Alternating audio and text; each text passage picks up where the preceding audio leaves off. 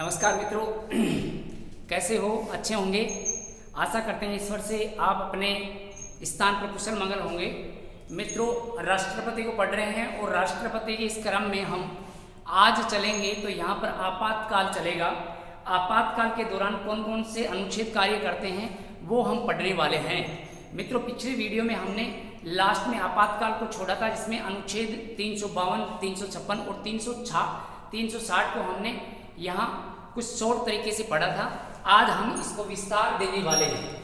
मित्रों, आपके सामने यहाँ पर हम चलें तो यहाँ लिखा हुआ है आपातकाल, और ये आपातकाल का वर्णन जो मिलता है ये अनुच्छेद 352 से 360 तक ये आपातकाल का उल्लेख किया गया है।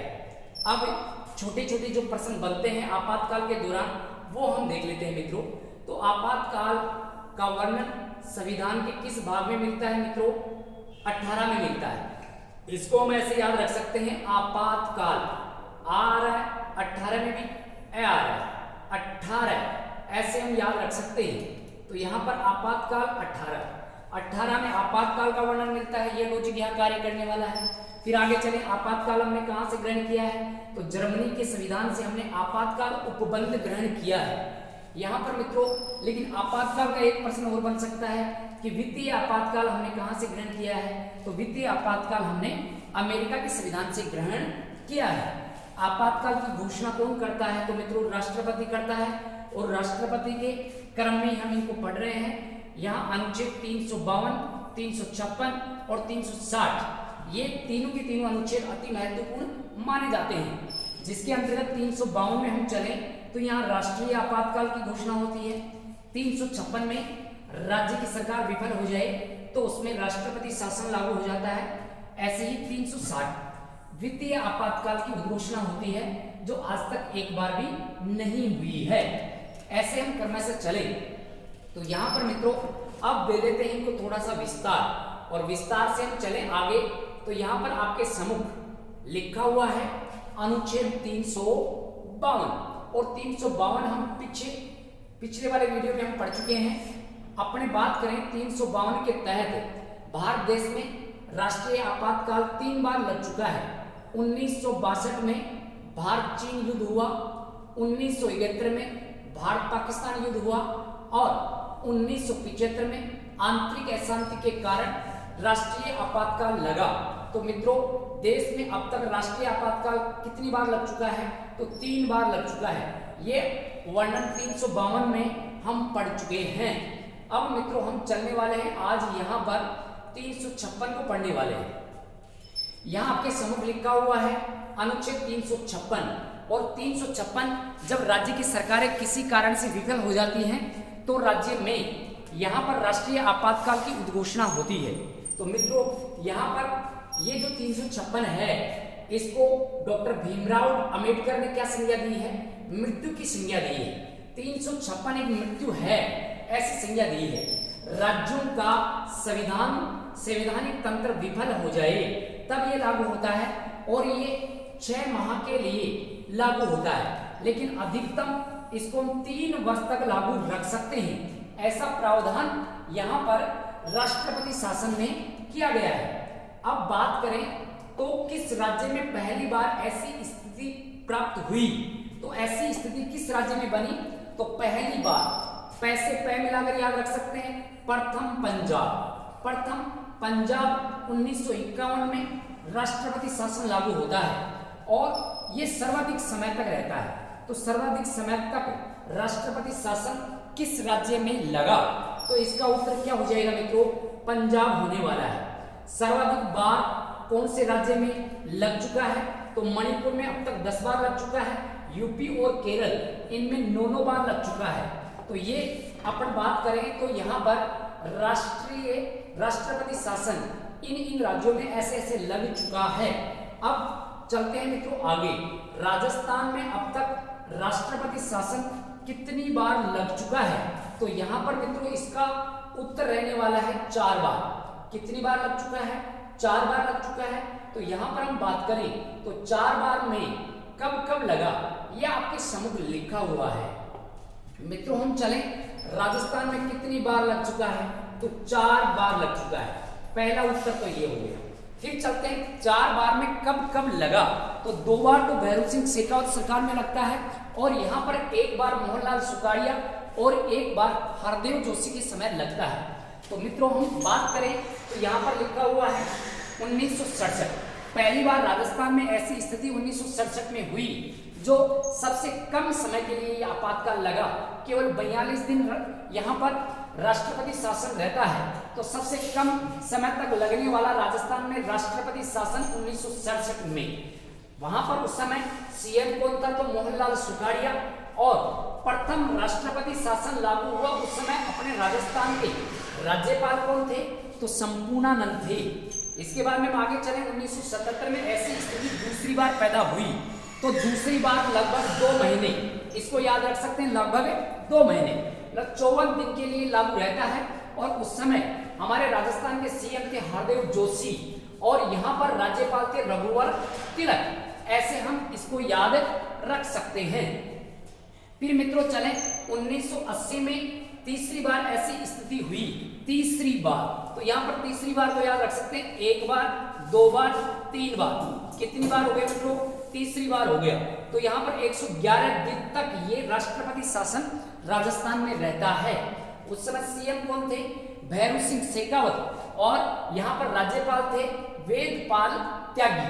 फिर हम चलते हैं आगे 1992 में वही भैरव सिंह की सरकार आती है, और उस समय सर्वाधिक राष्ट्रपति शासन लागू हुआ अपने राजस्थान में लगभग 1 वर्ष तक। यहाँ पर देखो लगभग 1 वर्ष हो गया, 354 दिन तक ये राष्ट्रपति शासन अपने राजस्थान में लागू रहता है। भैरव सिंह शेखावत उस समय सीएम थे, और चन्ना रेड्डी हमारे राजस्थान के राज्यपाल थे। ऐसे हम इसको याद रख सकते हैं। अब मित्रों हम थोड़ा सा विस्तार दे लेते हैं कि अनुच्छेद 352 से 360 तक क्या वर्णन मिलता है।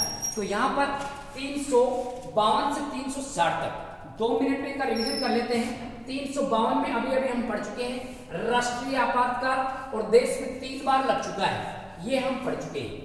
फिर इसके बाद में हम आगे बढ़े तो यहाँ पर अनुच्छेद 353 में क्या वर्णन किया गया है, तो यहाँ पर केंद्र की सरकार का विस्तार होता है ये राज्य सरकार के ऊपर। मतलब यह है कि राज्य सरकार के ऊपर केंद्र सरकार का क्या हो जाता है मित्रों, विस्तार हो जाता है, और ये विस्तार देने वाला है 353।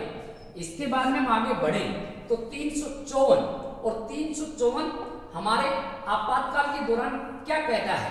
तो यहाँ पर मित्रों ध्यान दें कि सभी को पता है कि संघ सूची पर सरकार बनाती है केंद्र सरकार, और राज्य सूची के जो विषय होते हैं उन पर कानून बनाने का अधिकार राज्य को होता है, जबकि संवर्ती सूची पर दोनों के दोनों कानून बना सकते हैं। लेकिन यहाँ पर एक महत्वपूर्ण बात कही गई है 54 में, संसद के द्वारा संघ सूची के अलावा, किस सूची के अलावा, संघ सूची के अलावा भी संसद क्या बना सकती है, कानून बना सकती है आपातकाल के दौरान। तो ये 354 कहता है।